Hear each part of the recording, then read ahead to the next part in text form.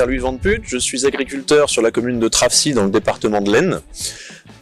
J'exploite une ferme de grande culture, blé, orge, colza, betterave, maïs, févrole, un peu de cive également. Moi j'ai repris il y a 10 ans une exploitation familiale, c'est mon père qui cultivait et qui cultive encore aujourd'hui avec moi et qui a toujours fait des betteraves. Cette année 2022 a été marquée par une période de sécheresse très importante. On n'a vraiment pas eu d'eau juillet, août, septembre. On a vu une richesse qui était assez intéressante fin octobre avec un poids très faible. Le fait d'avoir eu des betteraves stressées cette année, ça nous a fait plus de teigne que d'habitude dans notre région. On a eu beaucoup de départs de nouvelles feuilles une fois qu'il a commencé à en pleuvoir en septembre. Ce qui fait que les rendements cette année sont plutôt en deçà de la moyenne.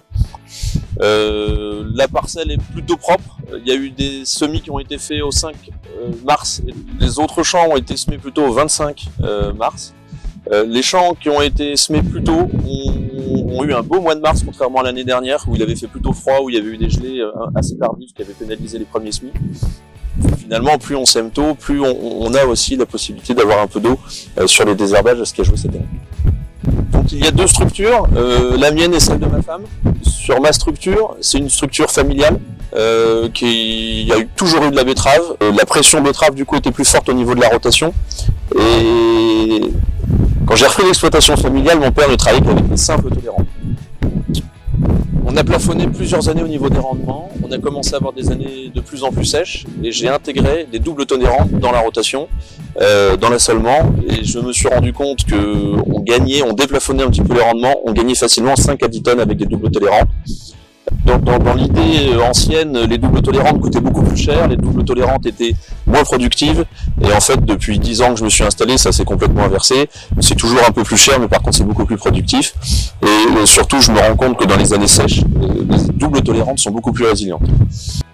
Dans la nouvelle structure, il n'y avait jamais eu de betterave auparavant, ou très peu, la pression était très faible et il n'y a pas spécialement de nématodes. Malgré tout, on a fait le choix de mettre des doubles tolérantes parce qu'en année sèche, les doubles tolérantes tiennent beaucoup mieux que les simples tolérantes. Cette année encore, je pense qu'il y aura une différence. En tout cas, dans notre secteur, avec notre type de sol, moi je m'en suis rendu compte. Donc aujourd'hui, les deux structures sont toutes en double tolérante. Aujourd'hui, les variétés que je recherche sont des variétés qui sont résistantes à la sécheresse, qui sont très productives. On fait toujours attention aux maladies du feuillage.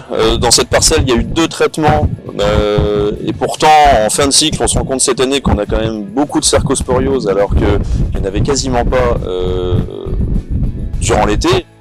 Et on va beaucoup attendre également de variétés soit qui sont capables de résister à certains désherbages pour pouvoir évoluer dans les désherbages. Donc il y a le système Convisio-Smart qui existe en Europe et qui j'espère un jour arrivera en France pour nous permettre d'améliorer nos désherbages, de moins abîmer nos betteraves au moment des désherbages et encore une fois de déplafonner leur rendement. Et on a besoin également de variétés qui soient résistantes à la jaunisse. C'était une catastrophe, pas trop dans notre secteur, mais ça a quand même été une catastrophe il y a 2-3 ans. Les NNI, c'est bien, mais avec les rotations qui nous sont imposées, ça devient très compliqué de les utiliser. Donc voilà, des variétés résistantes aux sécheresses, résistantes aux nématodes, résistantes aux maladies, résistantes aux pucerons.